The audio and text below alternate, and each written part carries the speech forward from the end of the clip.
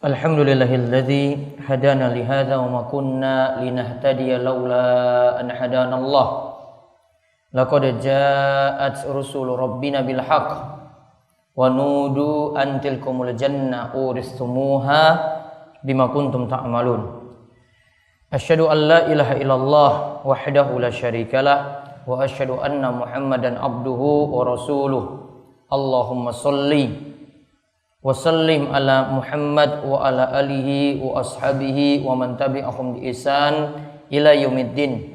Ya ayyuhan nasu taqu rabbakumul ladzi khalaqakum min nafsin wahidah wa khalaqa minha zawjaha wa batha minhuma rijalan katsiran wa nisaa'a wattaqullaha alladzi tasaaluna bihi wal arham innallaha kana 'alaikum raqiba.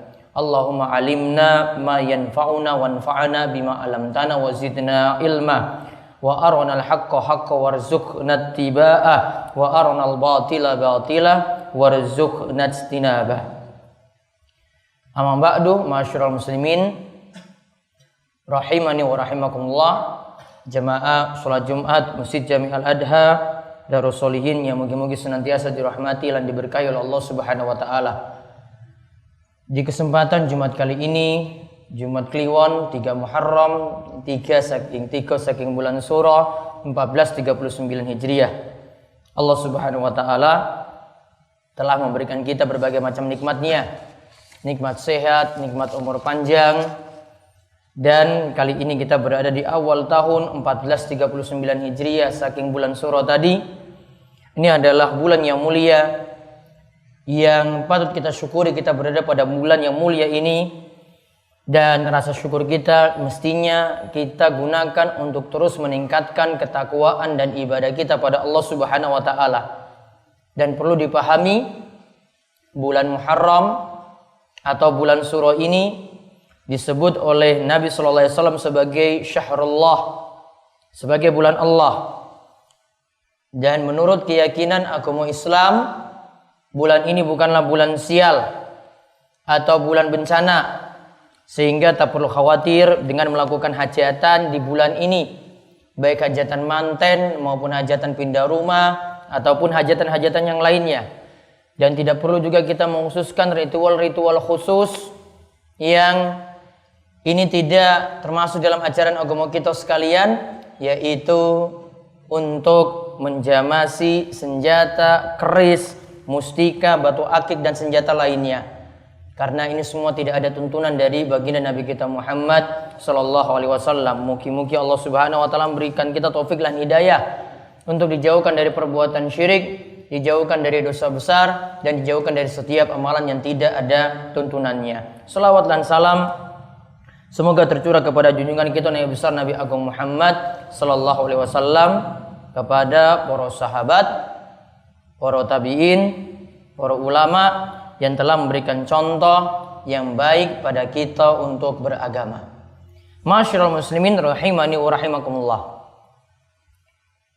Ada istilah dalam ajaran agama Islam, istilah tiang munafik, atau perbuatannya disebut nifaq, atau biasa kita sebut dengan kemunafikan atau munafik. Apa yang dimaksud dengan istilah munafik di sini? Para ulama jelaskan, munafik itu ada dua macam. Ada munafik yang dimana kemunafikannya itu adalah kemunafikan akbar atau besar, yaitu menampakkan Islam namun dalam hatinya itu kufur. Namun ada munafik yang bentuk kedua, yaitu munafik amaliyah, yaitu dimana dalam munafik amaliyah ini seseorang menampakkan sesuatu yang berbeda dengan batinnya. Menampakkan sesuatu yang berbeda dengan batinnya. Lahiriah niku beda kalian batin. Itu disebut munafik. Contoh apa yang dikatakan oleh Al-Imam Al-Hasan Al-Basri. Beliau katakan, di antara bentuk kemunafikan, ikhtilaful qalbi wal lisan, wa ikhtilafus sirri wal alaniyah, wa ikhtilafud dukhul wal khuruj. Yang namanya kemunafikan yaitu berbeda antara batin dan lisan. Berbeda antara batin yang tersembunyi dengan lahiriah. Juga berbeda antara yang masuk dan yang keluar. Ini dikatakan oleh Al-Hasan Al-Basri sebagaimana disebutkan dalam kitab Jami'ul Ulum wal Hikam karya Ibnu Rajab Al-Hambali. Dan perlu kita pahami apa yang disebutkan oleh para ulama di masa silam seperti dari Hudzaifah Ibnul Yaman.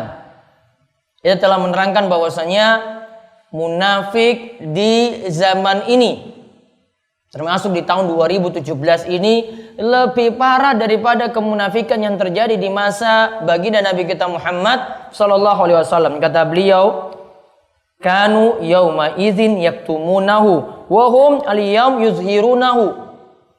Kata Hudzaifah Ibnul Yaman, kemunafikan di masa silam itu benar-benar disembunyikan.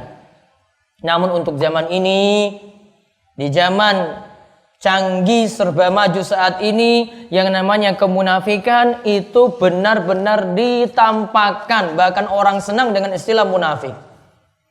Kalau zaman dulu benar-benar disembunyikan.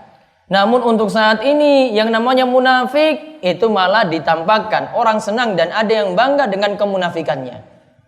Dan kali ini kita akan lihat beberapa tanda munafik yang kita ketemukan di zaman ini. Nantinya ada 7 sifat munafik atau tanda munafik yang ditemukan di zaman ini. Yang pertama, tanda munafik juga disebutkan oleh Nabi SAW menjadi orang yang tidak amanah ketika diberikan amanat dan menjadi orang yang tidak jujur.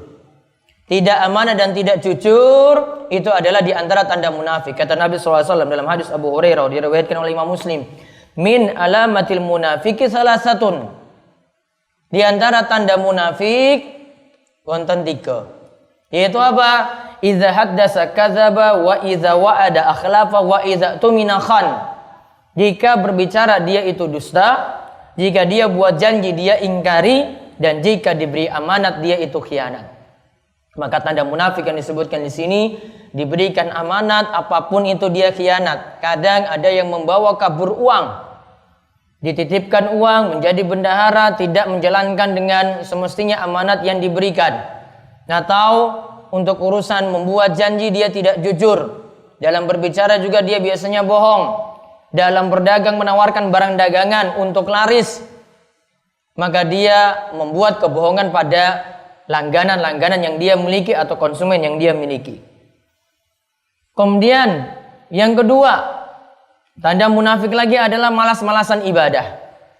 Ini sebagaimana disebutkan dalam ayat, innal munafiqina yukhadi'una Allah wa hum khadi'uhum wa idza qamu ila sholati qamu kusala yura'unan nasa wa la yadhkurunallaha illa qalila. Disebut dalam surat An-Nisa ayat 142, sesungguhnya orang munafik itu menipu Allah, padahal mereka sebenarnya yang tertipu atau Allah akan membalas tipuan mereka. Sifat munafik di sini disebutkan jika mereka berdiri untuk sholat, mereka berdiri dalam keadaan malas. Lalu amalan mereka itu adalah riya, ingin cari pujian untuk seluruh amalannya. Wala yazkurunallaha illa qalila. Mereka berzikir pada Allah dengan zikir yang sedikit. Maka ini tanda orang munafik itu malas-malasan ibadah. Tiang munafik itu malas-malasan ibadah. Kemudian yang ketiga, tanda munafik lagi di zaman ini, pintar berbicara, pintar berkoar-koar. Dia pintar untuk menyampaikan sesuatu di atas mimbar, menyampaikan ceramah, menyampaikan petua, menyampaikan wejangan. Namun dia sendiri melanggar apa yang dia katakan tadi, atau dia melakukan kemungkaran tersebut. Nabi SAW pernah mengingatkan hal ini jauh-jauh hari, dan juga para sahabat tentang sifat ini. Umar pernah naik di atas mimbar lalu mengatakan, yang aku khawatirkan pada kalian adalah orang yang berilmu yang munafik.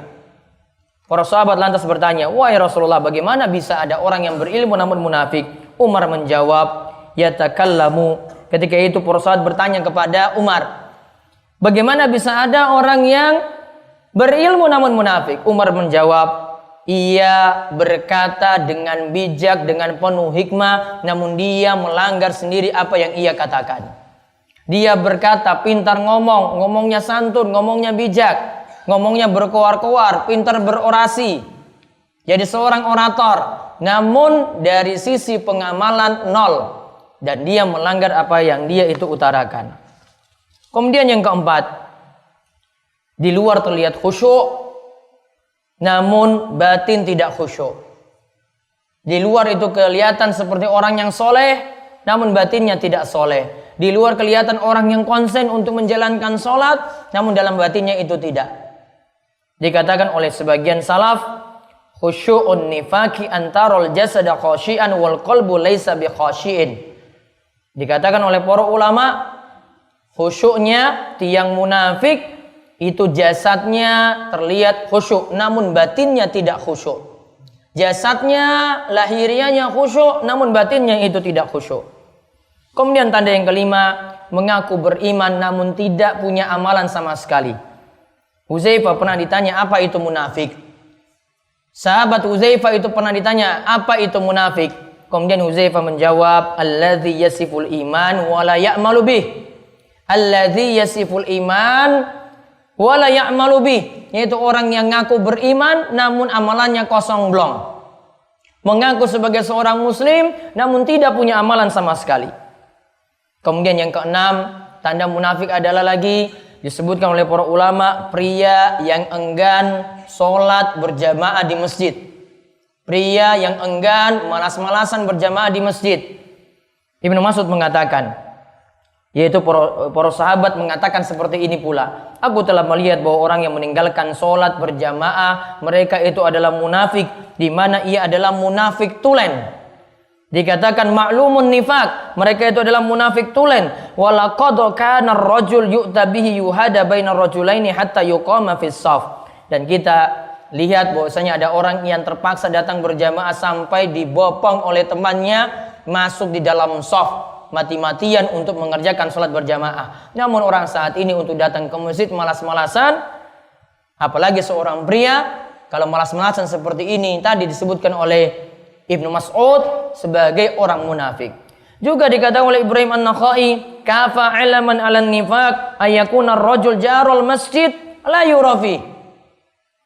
Dikatakan oleh Ibrahim An-Nakhai, beliau menyatakan cukup seseorang disebut munafik ketika dia itu adalah tetangga masjid. Apa yang dimaksud tetangga masjid? Mendengar azan. Kalau tanpa pakai pengeras suara yang keras, dia bisa mendengar azan. Dia jadi tetangga masjid namun tidak pernah nongol di masjid. Dia jadi tetangga masjid namun tidak pernah hadir di masjid.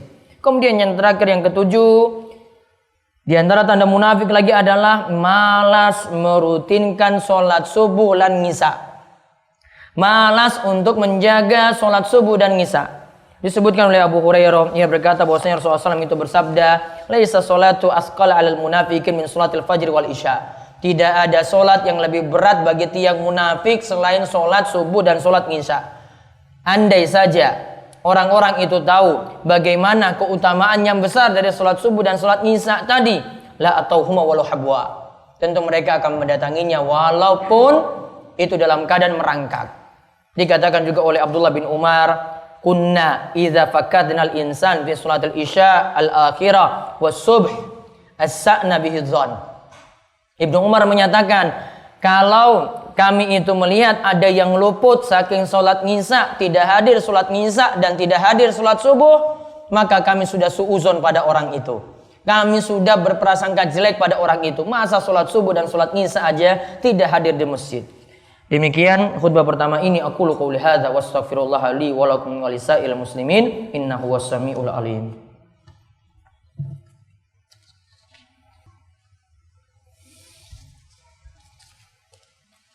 Alhamdulillahirabbil alamin, wassalatu wassalamu ala asyrafil anbiya wal mursalin nabiyina Muhammadin wa ala alihi wa sahbihi ajmain. Masyaallah muslimin rahimani wa rahimakumullah. Penjelasan terakhir tadi tentang salat subuh dan ngisa, jika orang itu meninggalkannya, ini paling berat. Yang meninggalkannya sini adalah orang-orang munafik, karena orang munafik berat untuk menjalankan salat subuh dan ngisa.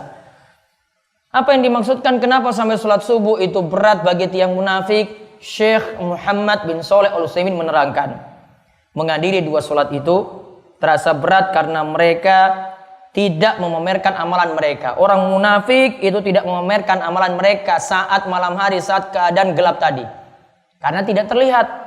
Alasan lainnya karena sholat isya itu waktu istirahat, dan sholat subuh itu waktu terlelapnya tidur. Karena kita butuh isyarat di waktu isya, maka malas-malasan. Di waktu subuh malas untuk tangi, malas untuk bangun tidur. Makanya Nabi SAW itu katakan, inilah dua sholat yang paling berat bagi tiang munafik. Maka kita bermohon pada Allah Subhanahu Wa Taala, moga-moga kita terlindungi dari sifat kemunafikan. Dan Allah memberikan kita taufik dan hidayah pula untuk menjauhkan diri dari kesyirikan, dari perbuatan bid'ah, dan juga dari dosa-dosa besar. Dan kita mohon pada Allah Subhanahu Wa Taala, moga-moga warga wara diberikan taufik dan hidayah untuk dijauhkan dari sifat-sifat orang munafik. Diberikan hidayah dan taufik untuk menjaga sholat 5 waktu, untuk hadir di masjid, memamurkan masjid-masjidnya, dan mudah-mudahan Allah memberikan keberkahan bagi kita sekalian. Di akhir khutbah ini kami ingatkan untuk memperbanyak sholawat pada Nabi. Kata Nabi SAW, siapa yang bersalawat kepada beliau itu sekali, maka Allah akan membalas sholawatnya sebanyak 10 kali. Juga marilah kita berdoa pada Allah di akhir khutbah ini, mugi-mugi kita diperkenankan setiap doa yang kita panjatkan berisi kebaikan-kebaikan, karena di hari Jumat ini hari yang penuh berkah dan hari diijabahinya setiap doa. Innallaha malaikatahu yusholluna 'alan nabi ya ayyuhalladzina amanu shollu 'alaihi wa sallimu taslima. Allahumma sholli ala Muhammad wa ala ali Muhammad kama shallaita ala Ibrahim wa ala ali Ibrahim innaka Hamidum Majid. Allahumma barik ala Muhammad wa ala ali Muhammad kama barakta ala Ibrahim wa ala ali Ibrahim innaka Hamidum Majid. Marilah kita panjatkan doa pada Allah, mugi-mugi doa kita diperkenankan. Allahumma ighfir lil muslimina wal muslimat wal mu'minina wal mu'minat al ahya'i minhum wal amwat innaka sami'un qaribun mujibud da'wat. Allahumma qsim lana min khasyatika ma yahulu bainana wa baina ma'asik, wa min ta'atika ma tuballighuna bi jannatak, wa minal yaqini ma tuhawwinu bihi alaina musibatina dunya, wa matina bi asma'ina wa absarina wa quwwatina ma ahyaitana waj'alhu warisa minna waj'al sa'rana 'ala man zalamana wansurna 'ala man adana wa la taj'al musibatana fi dinina wa la taj'alid dunya akbar hammina wa la mablagha ilmina wa la tusallit 'alaina man la yarhamuna. Allahumma inna nas'alukal huda wat tuqa wal afaf wal ghina. Allahumma ahsin akibatana fil umuri kulliha wa ajirna min khizyid dunya wa adzabil akhirah. Rabbana atina fid dunya hasanah wa fil akhirati hasanah wa qina adzabannar. Wa sallallahu ala nabiyyina Muhammad wa ala alihi wa sahbihi wa man tabi'ahum bi ihsanin ila yaumiddin. Wa akhiru da'wana anil hamdulillahi rabbil alamin. Aqimus shalah.